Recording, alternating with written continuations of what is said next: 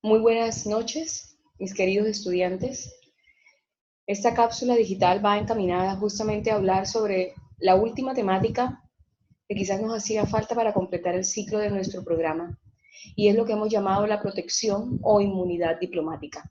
Entonces, claramente es distinguir si la protección diplomática es un verdadero derecho subjetivo de un nacional de un Estado o se puede considerar como una potestad. Pero verdaderamente, ¿qué se entiende por protección diplomática? Es la acción que un Estado lleva a cabo frente a otro o una organización internacional reclamando la debida aplicación del derecho internacional público, bien en relación con un hecho ilícito del que han sido víctimas sus nacionales e imputable a las autoridades del Estado o a la organización frente a la cual se reclama, bien para asegurar el respeto de sus propios derechos. Expliquemos aún mejor. La llamada protección diplomática o inmunidad diplomática también para algunos autores es el acto por el cual un Estado decide amparar, proteger, blindar, cobijar a uno de sus nacionales cuando el mismo sufre un perjuicio en sus derechos o en su patrimonio, a consecuencia de una acción u omisión de otro Estado que ha violado claramente las normas del derecho internacional, tanto de forma, puede ser de un tipo o de un acto abstracto o general, o frente al derecho internacional particular. Es decir, podemos hablar, como ya veníamos diciendo, en el plano de la responsabilidad internacional por hechos ilícitos que también se puede predicar tanto de estados como de los particulares. El mejor ejemplo de ello que yo les puedo mostrar es estados ante la Corte Penal Internacional, particulares ante la Corte Interamericana de Derechos Humanos, porque son las víctimas de un Estado quien de una u otra manera buscan estas protecciones de carácter individual, pero cuya sentencia va a tener los efectos de carácter general o cuya decisión va a tener los efectos de carácter general. Entonces, la doctrina en general y la jurisprudencia son afirmatarios o confirmantes en que para que un Estado pueda otorgar dicha protección o inmunidad diplomática es esencial que se cumplan algunos requisitos o varios requisitos, como cuáles: que la persona física, es decir, jóvenes, estamos hablando de, puede ser cualquier persona como nosotros, o también pueden ser organismos internacionales o personas jurídicas, que sea afectada por el hecho que tenga un vínculo jurídico real y efectivo con el Estado que le brinda su protección. Un ejemplo de ello, claramente, y volvemos obviamente a las figuras que quizás de una u otra manera nos pueden ser de complemento al asilado. Ejemplo, Nicolás Assange. Segundo, o como segundo requisito, que la parte afectada haya interpuesto y agotado todos los recursos judiciales sin lograr la reparación del daño causado. Ejemplo de ello, lo que yo les comentaba justamente con la sentencia de Almonacid Arellano versus Estado Chile, es decir, ante la Corte Interamericana. Es un requisito sine qua non que se hayan agotado todas las vías de orden gubernativo y o judicial para poder acudir a las instancias internacionales. En este caso, para poder acudir al caso concreto, a la figura de una protección diplomática. Y que el afectado haya actuado transparentemente y no haya incurrido en ningún acto ilícito que pudiera justificar en alguna forma una represalia o una conducta legítima de parte del Estado o del otro Estado. En síntesis, que haya actuado de buena fe y sin violentar el ordenamiento legal como tal, sin violentar el ordenamiento legal de ese Estado o incurrir en conductas contrarias. Esto fue lo que inicialmente pasó con Nicolás Assange. Él estaba, obviamente, bajo este cobijo de que había actuado de buena fe cuando fuese la situación latente del caso de Wikileaks. Pero posteriormente, cuando el gobierno ecuatoriano se da cuenta, obviamente, con bases en evidencia del gobierno estadounidense y del gobierno londinense, se dan cuenta que Nicolás Assange había incurrido en actos ilícitos, claramente su posibilidad de asilo o su protección diplomática para el caso en concreto y del ejemplo en particular ya no era viable y por tanto lo procedente era desligarlo de esa protección, desligarlo de ese blindaje para que indiscutiblemente la justicia ordinaria pudiese actuar o la primera que lo requiriese en un momento dado. Entonces, en este primer tema, ¿qué es lo que pretendemos analizar como tal? Que si la protección diplomática verdaderamente es un derecho subjetivo que se le confiere a una persona jurídica o a una persona física, o es una potestad que de una u otra manera tienen los estados. Entonces, ciertamente, y aunque fuertemente criticada esta figura, porque a veces sirve para funciones ambivalentes, es decir, se cobijan en ciertos actos que se pueden categorizar como ilícitos, pero que si han actuado bajo la buena fe, indiscutiblemente podría vislumbrarse la posibilidad de ser amparado por la figura de la protección diplomática como tal. Entonces, como lo sostiene Santiago Benadaba, nuestro maestro guía, actualmente están jurídicamente prohibidas todas las medidas de autotutela que impliquen la amenaza o el uso de la fuerza armada, como la guerra, el bloqueo, las represalias armadas y las intervenciones armadas. Esto también en un concepto hablando de que ya la guerra o el uso de la fuerza de manera justificada tampoco amerita que se pueda, bajo esta noción, que fue una guerra justificada o que se hizo uso de la fuerza justificada, estas personas puedan ampararse en conductas que son de aparente revestimiento legal y que puedan obtener el beneficio de la protección diplomática. Entonces, a pesar de que también la protección diplomática puede usarse para algunos casos como una amenaza abierta o velada de un Estado poderoso contra otro, es decir, la protección diplomática de X o Y persona, física o jurídica, puede también verse como un acto de contrariedad o un acto de amenaza o un desafío de un Estado frente a otro.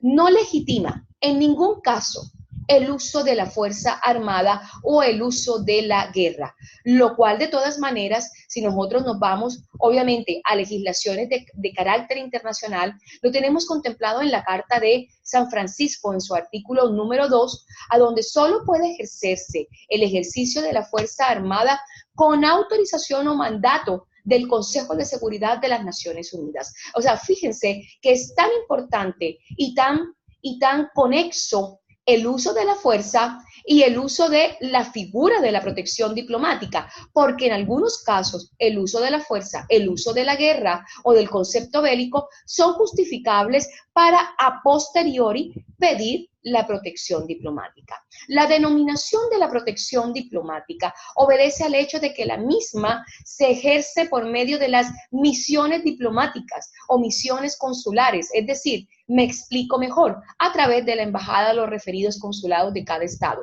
y mediante acciones o mediante funciones de carácter diplomático, es decir, de carácter de relaciones internacionales, del cuidado de las relaciones internacionales. Entonces, que también pueden ser las cancillerías, por supuesto. Entonces, recurriendo primeramente a instancias amistosas. Fíjense cómo nuevamente volvemos a nuestros inicios y nos colocamos en el plano de que el derecho internacional es un derecho basado en el acuerdo de la voluntad, en el concepto volitivo de cada uno de sus estados conformantes u organismos conformantes. Entonces, primeramente, a instancias amistosas de solución del conflicto y solamente cuando ello no se logra, se procede mediante el llamado endoso. El endoso es el planteamiento a utilizar las acciones de carácter judicial que correspondan y salen entonces del ámbito diplomático para pasar al campo contencioso por el llamado amparo judicial. Ese amparo judicial no dista mucho del que nosotros conocemos en Chile y en la Argentina. Es una noción propia de la autotutela de los países del cono sur. Entonces, ese amparo judicial claramente es un recurso, o sea, es un recurso de protección que claramente busca blindar y tutelar algún derecho de carácter fundamental o un derecho humano para la persona física o para la persona jurídica. Es decir, que el reclamo se inicia, para que tengamos claridad, el reclamo se inicia por la vía diplomática a través de las cancillerías y posteriormente se continúa con el recurso judicial en caso de que no produzca resultado, sea por falta de cooperación de los estados, sea por falta de voluntad, al cual se interponen o se presentan las gestiones de amigable composición, valga la aclaración, pues será obviamente lo procedente incurrir en las acciones judiciales. Entonces, ello en no pocas ocasiones, esto para considerar, sobre todo para quienes no son especialistas o estudiosos de la figura, de la materia como tal, puede dar lugar a que se confunda en muchas ocasiones el amparo diplomático con esa inmunidad diplomática. Y fíjense que en su momento yo les comentaba a ustedes la protección diplomática y la inmunidad diplomática. Hay algunos autores, eso también preciso aclarar, por eso es bueno que se tenga uno o dos para poder hacer las comparaciones de rigor. Hay algunos autores que hablan justamente de la protección e inmunidad diplomática, pero la inmunidad diplomática hay una diferencia sutil y es que precisamente se predica de aquellas personas que tienen una investidura de carácter diplomático, es decir, por cuenta propia les sostiene esta inmunidad en cualquier estado. Es como una investidura, mientras que la protección va muy ligado al tema de la autotutela o del cuidado o del cobijo o de la protección que se puede hacer frente a esa persona cuando ha actuado de buena fe, pero en algún momento ha ofendido o ha vulnerado o se puede establecer como una amenaza a otro estado como tal. Entonces aquí obviamente hay un enfrentamiento de dos estados en la protección diplomática, lo cual se hace necesario en un momento dado que se proteja o que se cobija a una persona determinada. El mejor ejemplo de ello también lo podemos mencionar en un caso medianamente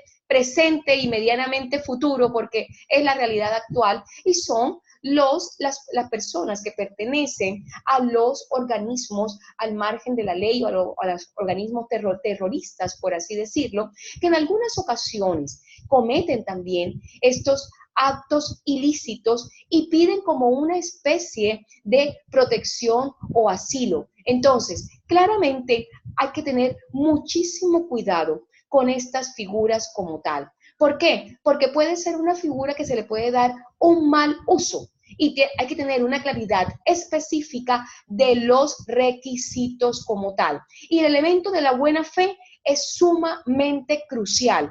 Es decir, no podemos predicar de organismos terroristas claramente la buena fe, pero hay muchas ocasiones que el derecho internacional se tiende a tergiversar bajo sus diferentes figuras de protección. Y esto para una claridad, y esto para que ustedes también les quede lo suficientemente transparente el concepto de protección diplomática, que son, en el caso de la protección diplomática, volvemos a la inmunidad diplomática, son dos institutos que son separados y ajenos, por así decirlo. Esto como para matricularnos con la teoría contemporánea y la doctrina contemporánea. En algún tiempo se dijo que estas dos figuras tenían algún tipo de relación o similitud. No, señores. Hoy en día, ellos son totalmente separados, unidos solamente por el uso del mismo término, por lo que en algunos prefieren hablar de la protección de los nacionales por hechos contrarios al derecho internacional, pero dicha confusión no tiene razón alguna de ser. La antigua Corte Permanente de Justicia, hoy Corte Internacional de Justicia, estableció que un principio elemental de derecho internacional es el que autoriza al Estado para proteger a sus nacionales lesionados. Y fíjense, eso también lo podemos ver como ejemplo cuando los chilenos durante el proceso dictatorial del general Pinochet buscaron esta protección diplomática. Cuando lo vemos hoy en día con los connacionales venezolanos, buscan una protección diplomática. Y es claramente, el concepto es básico y entendible con su claridad, y es un principio elemental del derecho internacional, es aquel que autoriza al Estado para proteger a sus nacionales lesionados por actos contrarios al derecho internacional y cometidos por otro Estado, del que no se ha podido obtener satisfacción por las vías ordinarias, por las vías diplomáticas. También hablemos, cuando hablamos de vías ordinarias, también de una u otra manera podemos estar hablando también de haber agotado la instancia judicial. Cabe preguntarse si cuando hablamos de protección diplomática estamos hablando de un derecho subjetivo que el nacional de un determinado Estado puede exigir, o si más bien se trata de una potestad del Estado que actúa o se inhibe de hacerlo por consideraciones ajenas al interés individual de la persona afectada por el hecho ilícito.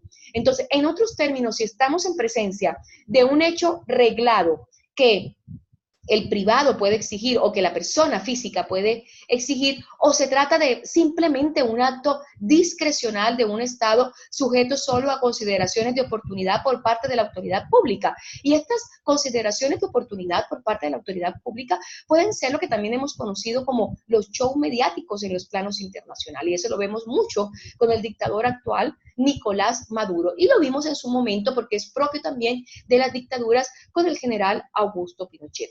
La doctrina actual es la tesis de que la protección diplomática nace del ejercicio de una potestad pública, de la potestad que nace de un Estado como tal, que el Estado no está obligado a prestar tal asistencia, pero que sin embargo, en virtud de esas obligaciones del derecho internacional y habiendo agotado ciertos mecanismos por la vía gubernativa, se le impone un tipo de responsabilidad. Y aquí viene justamente la conexión con la noción de responsabilidad internacional. No importa el Estado en qué época o en qué tiempo se puede encontrar la reclamación por vía diplomática, sea que tan solo se hayan iniciado esas gestiones como tal, o sea que esté en la fase judicial, hay una obligación intrínseca que puede derivar, que de no hacerlo, puede derivar en una responsabilidad internacional. Es decir, la responsabilidad de no haber cobijado a esa persona bajo la protección diplomática. ¿Ya? Entonces, claro, se promueve mucho bajo la protección diplomática el evitar que se siga lesionando esos derechos a los nacionales. Razones de interés existentes o sobrevinientes por encima de los intereses particulares pueden ser tenidos en cuenta por el Estado para decidir si interpone o no la protección diplomática. O sea, en resumen, señores, viene a ser una potestad pública de carácter discrecional. Es decir, queda al arbitrio del Estado si verdaderamente quiere proteger los derechos de los nacionales cuando han sido estos eventualmente lesionados por otro Estado como tal. Imaginemos un escenario en el cual las relaciones diplomáticas entre dos Estados son ya lo suficientemente tensas, conflictivas, como para abrir un flanco innecesario, o por el contrario, son tan amistosas, tan buenas, que el Estado prefiere hacer gestiones informales y discretas, pero sin plantear un reclamo formal a través de la vía diplomática o a través de sus cancillerías que pudiese incidir en una desmejora de esas relaciones como tal. Se trata entonces, como lo hemos venido conversando en esta cápsula digital, y es de un acto meramente discrecional. Y esto pretendo que me lo respondan en el examen final. La protección diplomática es un acto meramente discrecional y claramente, y no un derecho subjetivo, o sea, viene a ser una potestad pública por el Estado, pues es él quien determina si la desea utilizar o no. Y obviamente actuando en virtud de la protección de sus connacionales y reglado al derecho internacional. Muchísimas gracias. Un honor haberles servido. Nos vemos en una próxima oportunidad.